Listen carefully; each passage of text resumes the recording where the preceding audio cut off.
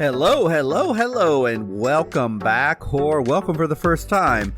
This is the Intellectual Freedom Podcast and course, and I am Dr. David Hopkins, Humanities Professor, and I'm so happy you have come along here for the ride today, and this is really going to be quite the journey as we are leaving Asia. We were talking about Confucius, Buddha, Lao Tse, Mencius, which we've been on for about 4 weeks now, and we are traveling over to Greece, and we will be camping out there studying the great minds of Greece for a number of weeks. And I'm so pumped to look at the archaic all the way through the classical age of Greece. But first, before we get going at all here, this podcast is best followed along by subscribing to the Substack course. If you do this, you're going to get via email not only this podcast, but you're also going to get additional resources and access to the very book that we are reading from right now, and I'll be discussing today from the wisdom literature genre. And you can literally email me directly from that Substack course any questions or comments on anything that we discussed today. And, we have over 60 plus followers already, and I'd love to have you along and join us. No, you do not need to subscribe to the Substack course, although it is 100% free, and I'm not upselling you anything, I promise. But hey, why not get the most from the podcast as possible? If not, just enjoy this talk we're having today. Either way, I don't do this for money. I want to publish content relevant to my field in the humanities and hopefully get people excited about studying and thinking deeply. Even if you never went to college, or maybe you graduated a long time ago and you're looking for something deeper, some mental stimulation, but there's great value overall in thinking and reading and studying and listening to content that just isn't that superficial, fluffy cultural stuff.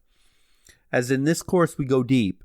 Right now, deep into the genre of wisdom literature where the ethical, moral, religious, and philosophical are always on center stage and not relegated to some backseat afterthought. So please check out the Substack link. It's in the description of this podcast. But enough with the introductory stuff. Let's just go ahead and jump right into it. As you know, I just kind of freeform this. I don't do a whole lot of editing to the podcast. So any little bumps or glips along the way, hey, just show a little grace with it.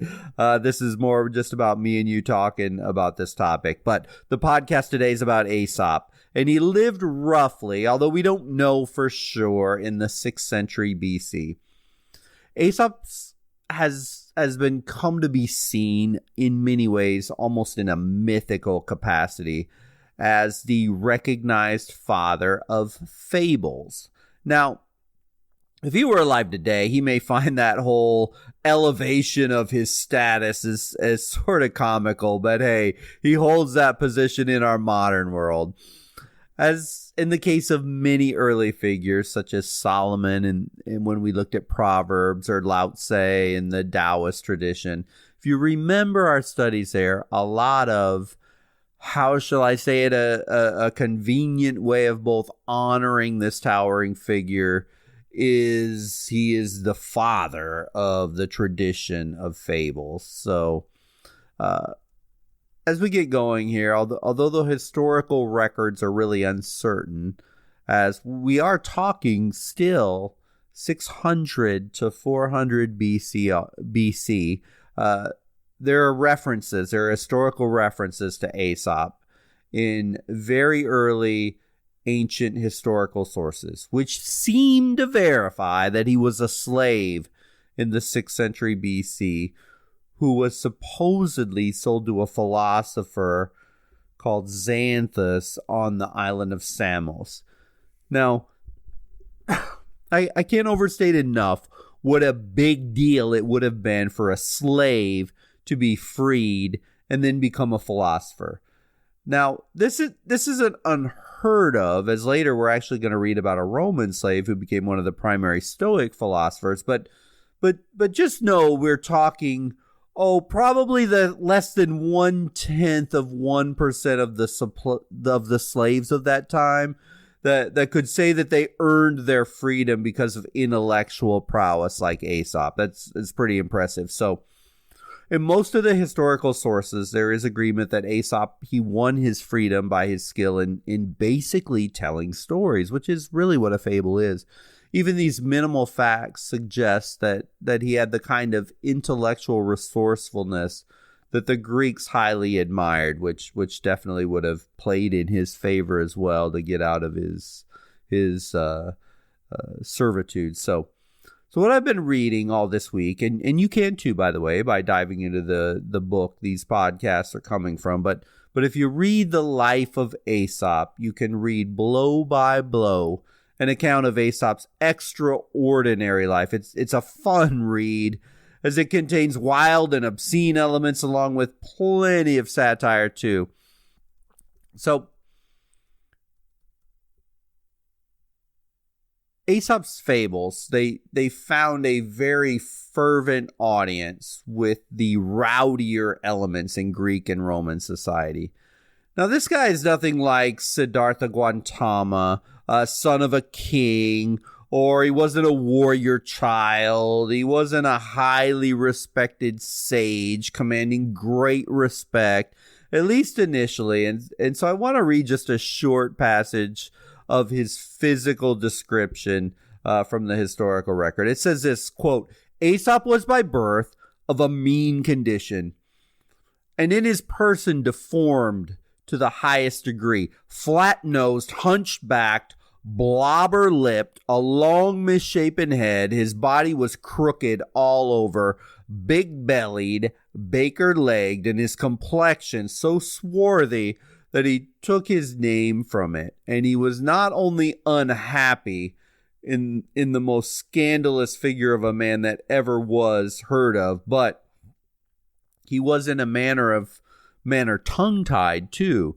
by such an impediment in his speech that people could very hardly understand what he said, end quote. Now, not the most glowing of descriptions of someone who achieved so much fame, for sure. I mean, really, his beginnings, his look, his demeanor, and let alone the fact that he was a slave, should give all of us hope in being able to achieve some things that we want to achieve in life. But anyway, Fables.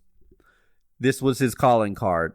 Aesop was famous for his fables. So let's talk about how he wrote nearly all his most famous writings. First of all, we can trace the history of fables to the earliest ethical traditions, which depended heavily on the use of stories and folk tales. Remember, they come from so far back that many of them were passed down hundreds, if not thousands of years before writing even existed. Stories stick with us. Stories resonate with us. Stories are powerful, as evidenced by Aesop being remembered all the way. Here we are in 2022. So fables make use of the animal and the natural world to teach us lessons. The point of view in the fables, they reflect from early view that there wasn't really a separation of the human, the natural, and the supernatural worlds. Anything is possible in the world of fables. This bolsters the human imagination and creates a curious interest in the readers. Fables is a literary genre, a succinct fictional story. It is fiction, whether it comes in the form of poetry or literary story. The fable, again, it features animals especially, and when we read Aesop's fables, we're going to see a lot of those legendary creatures or plants or inanimate objects or forces of nature that are anthropomorphized and that illustrate or leads to a particular moral lesson, which may, at the end, be added explicitly as a concise maxim, or maybe it's just a saying, or maybe it's a moral rule that you just sort of figure out as you go through the story. Now, before I go forward, let me just define real quickly anthropomorphic. If you're not familiar with the term, or maybe you heard it in college, forgot the meaning of it, but anthropomorphic simply means that we give human traits, emotions, or intentions to non-human entities. It's considered to be an innate tendency of human psychology to do this. You know, we do this quite frequently. If there are any pet lovers listening today, we tend to ascribe to our furry little friends the same human emotions, feelings, and desires like we have. I know our pets do have emotions. I have pets too, and you can see them. Yet, we can't prove scientifically that they have the same level of complexity in their thoughts, abstract thinking, or motives as humans have motives. In fables, non-human entities, whether they may be animals or just some object, they are given human qualities at the same intellectual and psychological level that you and I have. This adds to the power of fables, actually. Adds to it dramatically. Without that anthropomorphic element in fables, I guess I could say that they would lose nearly all their power to teach moral lessons and life lessons. So fables, they also differ from parables, and we've been reading some parables. We've actually read a lot of parables if you've been following along. In the parables, they exclude animals or plants or inanimate objects and the forces of nature as actors that assume speech. You don't see that in the parable, but we do see it in the fable. That's maybe the biggest difference there. They are purely life lessons by humans for humans when we look at the parable. Storytelling is still used by the mystical, the magical elements in fables, but they're absent in parables. But you know, to give a definition of a fable isn't so easy as any definition of a fable is accordingly, it's going to be open to debate and possible adjustment. But the tradition of fables did make it all the way into the Middle Ages. So it made it a long time, nearly 2,000 years past the life of Aesop, which is pretty impressive. Although, as what happens with most human aesthetic creations, the fable, it did eventually deteriorate into more simplistic, cute, fun little children's stories like we know today, aka our Disney World fables. They were intentionally removed. So the fables, the longer they went, they started to remove anything that was difficult or violent or challenging life lessons. A lot of times were simplified down. They eliminated offensive content or unsuitability for children. Once we got after the Middle Ages, fables really failed to capture the energy or the philosophical depth of the original versions. And you will definitely see there's an edginess to the fables of Aesop. And sadly, a modern fable has really become nothing more than cute or fun children playthings. Yet, it was once said that fiction is more true than reality. That might seem silly or hyperbole at first, but stop and think about it for just 1 minute. Fiction can be more true than reality.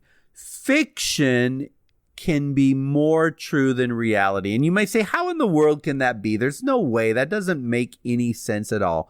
Well, it comes especially handy, fiction, in teaching or explaining morals. Because reality is specific to one person, one time, one event, and there are a million individual variables in the singularity of one real event. But fiction can slice through all of those limitations and teach truths universally. There are no limitations on fiction.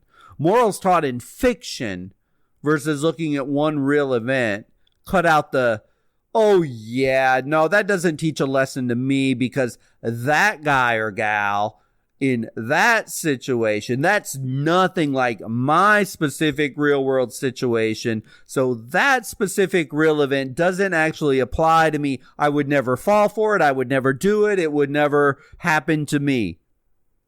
But see, this is how fables and fictions, they sometimes do better at teaching morality and life lessons than reality itself.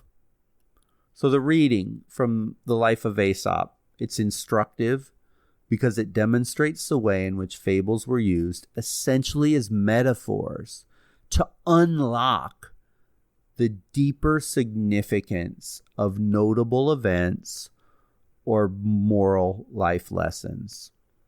Although this was done in a remarkably robust manner, which anyone and everyone can read and understand. But at a deeper level, these fables, they demonstrate Aesop's deep insight to the nature of things.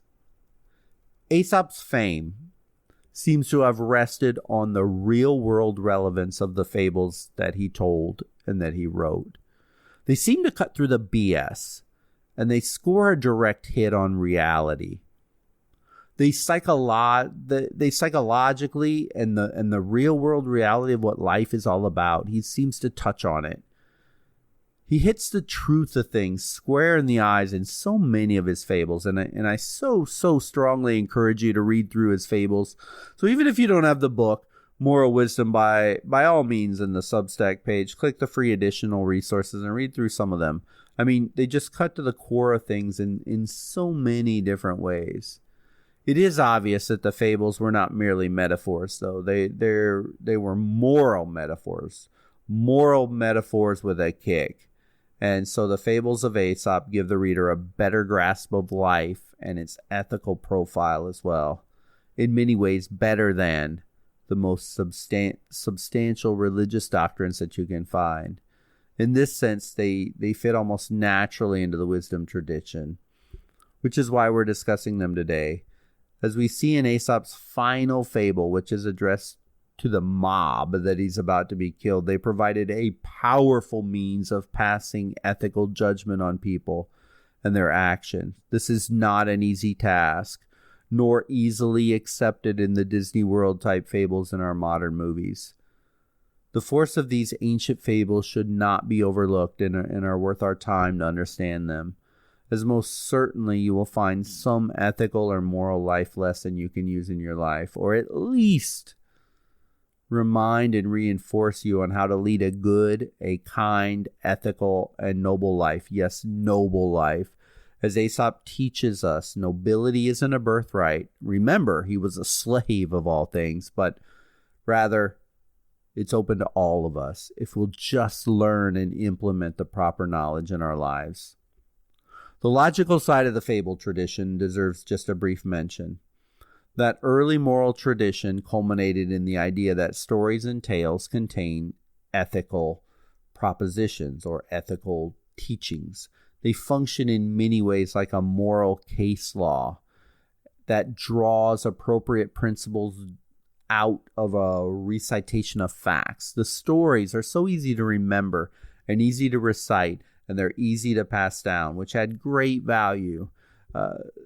This was a part of a slow, increasingly explicit historical development, which gave rise in Greece to a tradition related to the proverb tradition of collecting reason and logic, composed of short, pithy sayings and aphorisms inside and out of that moral tradition. It definitely bears mentioning that Aesop's fables were originally compiled by sophist philosophers, which we will study soon enough, who used them as a vehicle for philosophy. These fables and their moral laws ultimately become a cornerstone of philosophical inquiry. And since this whole series that we're on right now is about moral law, that is powerful. So just because you may read a story about a fox or a grasshopper or a bird, don't underestimate the logic, the knowledge, the morality that sits underneath. But still, what I love about the fables is that they're not stuffy. They're not complicated philosophies, but rather the fables are often rude, they're racy, they're grim, and we're seen as honest accounts of the moral realities of life. Which, let's face it, often life itself is very brutal and it's very nasty. And the ancient fables, they counsel us to be on high alert and to be skeptical in our dealings with others. Whether the other is a person or a government or a dishonest business, there is deep truth to be found in these morals. So the lessons Aesop teaches often suggest that success, or even our very survival, requires agile and skillful behavior, shrewd deliberation, and a willingness, sadly, what happens, to exploit the weaknesses of others. If not to use outright trickery. Hey, such is life. To Aesop, who wrote these, this isn't some pie in the sky dream world of rainbows and ponies and all is good and everything is either good or evil, because not everything is black and white. And for every good character trait in a person or society, there is the potential for an equal evil or dark side. You have them, I have them, everybody has them. Then fables, when they're done in the old school fashion of Aesop, they don't let us fall into the Disney fairyland of one good guy or one bad guy, but rather there are incredibly complex nuances in life. This has been forgotten in so many ways. And I don't want to go long into politics here, but my goodness gracious, if we compare the far left to the far right, everything is black or white, everything is good or bad, everything is easily discovered. Nothing is easy, nothing is simple, and nothing is so straightforward as these politicians try and tell us they are. Aesop reminds us of this, and you'll read about this, and it's important that we don't just overindulge ourselves in oversimplistic babble. So, as we get close to the end of our podcast and our time together today, I wanted to just read one of the favorite parables that just stood out to me in reading through them this week, and to give everyone, if you're not reading along with us, just a sample of one of his fables. And it's called The Dog, the Meat, and the Reflection. And so I'm just going to read it. It's really short, so bear with me here. So here it is. Quote, "A dog seized some meat from the butcher's shop and ran away with it until he came to a river. When the dog was crossing the river, he saw the reflection of the meat in the water, and it seemed much larger than the meat he was carrying. So he dropped his own piece of meat in order to try and snatch at the reflection. When the reflection disappeared, the dog went to grab the meat he had dropped, but he was not able to find it anywhere, since a passing raven had immediately snatched the meat and gobbled it up. The dog lamented his sorry condition and said, 'Woe is me! I foolishly abandoned what I had in order to grab hold of a phantom, and thus I ended up losing both that phantom and what I had to begin with,' end quote. What an awesome parable.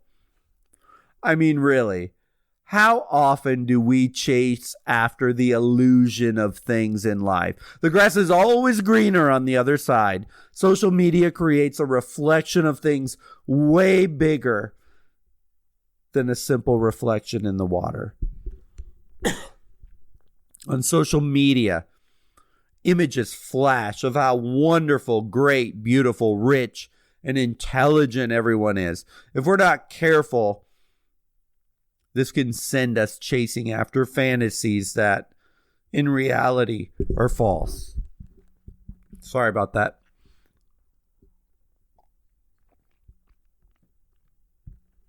I had to get a drink of water there.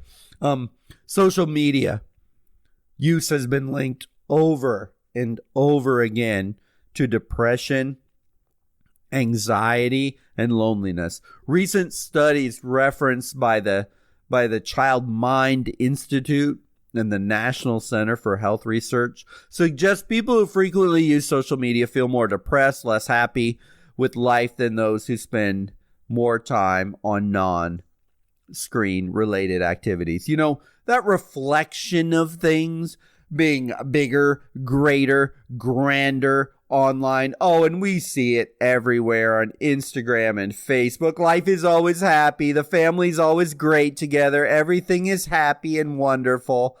That's an illusion. It's an illusion.